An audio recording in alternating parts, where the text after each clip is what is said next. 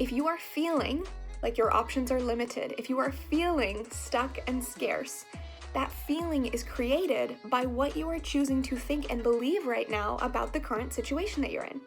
So if COVID has required you to perhaps cancel plans or readjust or step into this space of unknowns about what the future is going to hold, it's your thinking that determines whether you feel curious and excited about what unknowns lay ahead, or scarce and afraid.